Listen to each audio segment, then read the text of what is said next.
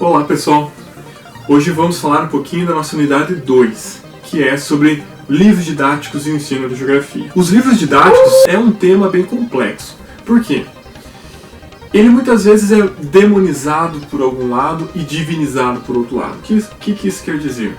Muitas pessoas acreditam que o livro didático não serve para nada, enquanto outras acreditam que todos os problemas se resolvem com o livro didático. Não me diga! Sim, precisamos deixar no meio termo em relação a isso. O livro didático ele é um instrumento de difícil definição. Existe uma autora chamada Circe Bittencourt que ela fala que o livro didático é algo polissêmico. O que é isso? Ele é entendido de várias formas e utilizado de várias formas. E ele faz parte da cultura escolar há um bom tempo.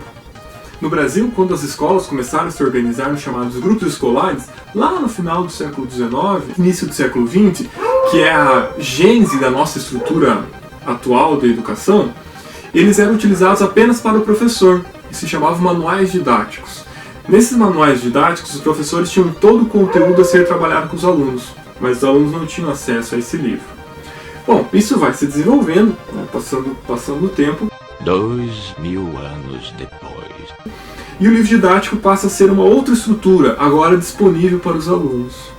E aí, quando nós falamos isso, vai muito mais da questão simplesmente pedagógica da coisa.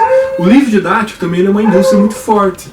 Se nós olharmos e nós pensarmos a quantidade de livros didáticos que são distribuídos nas escolas, é um volume muito grande. Imagine que só no Paraná nós temos 399 municípios.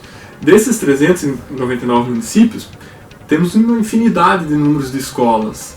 E cada escola tem várias turmas, cada turma vários alunos, e cada aluno com o seu livro didático. Complicou. Isso é um dinheiro muito grande que gira em torno disso. Então só olhar o livro didático por uma questão mercadológica já daria uma discussão muito interessante. Tá bom. Esse livro, né, os livros didáticos estão organizados atualmente pelo Plano Nacional do Livro Didático, que é um programa desenvolvido pelo governo federal já há alguns anos, que estrutura essa organização do livro didático. Então nós temos editoras que concorrem, temos um critério de seleção para os seus livros didáticos. No texto que eu disponibilizei para vocês, os autores fazem um pouquinho dessa discussão, mostrando como é o processo de escolha desses livros didáticos, que envolve também muitas críticas.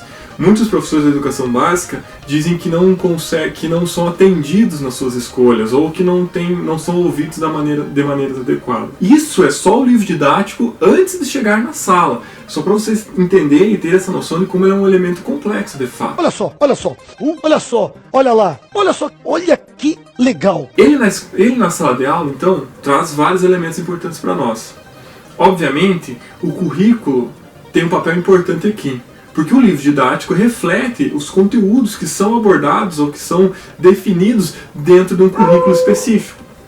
Então as coisas estão interligadas.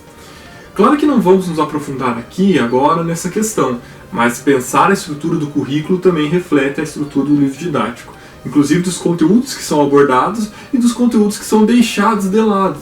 Esse é um elemento importante também. That's really impressive. Whoa. Whoa, just whoa. Bravo! Wow! Bom, olhando para o livro didático de maneira geral, é importante entendermos que ele não pode ser simplesmente abandonado na sala de aula.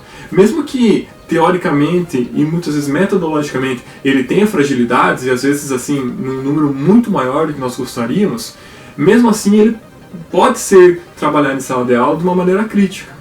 Não simplesmente pedir para a criança copiar o livro didático ou responder as questões prontas. Isso me irrita!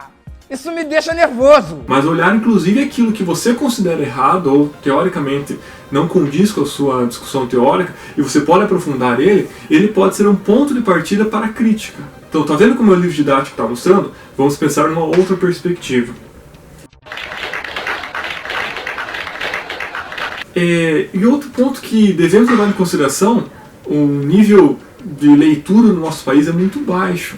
E isso faz com que muitas vezes, muitos dos nossos alunos, o livro didático seja o único conteúdo que eles tenham acesso, seja o único livro que eles tenham acesso, porque provavelmente na casa muitos alunos e alunas não terão. Então é importante trabalhar com ele em sala de aula. A ideia é sempre trabalhar o livro didático de maneira crítica. Não podemos simplesmente abraçá-lo como solução de todos os problemas, mas não precisamos só jogá-lo fora. Então, a ideia é que vocês olhem os livros didáticos de maneira crítica. Até que ponto aquele conteúdo reflete de fato uma discussão teórica, ou até que ponto aquele conteúdo já está defasado. Até que ponto podemos trabalhar com aquele currículo, com aquele conteúdo do jeito que ele está posto no livro, até que ponto ele precisa ser alterado.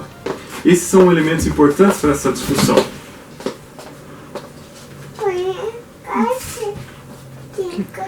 Então pensem sempre o livro didático como algo que pode ser trabalhado desde que seja de uma maneira mais crítica. Pense o livro didático como uma ferramenta importante para ser utilizada na sala de aula, mas ele não vai resolver todos os nossos problemas. Além disso, é importante sempre ter esse filtro crítico do livro. Isso aqui é interessante, isso aqui não foi trabalhado de uma maneira tão legal, mas como que eu posso suprir a necessidade desse livro? Isso é importante ser pensado. Você entendeu, velho?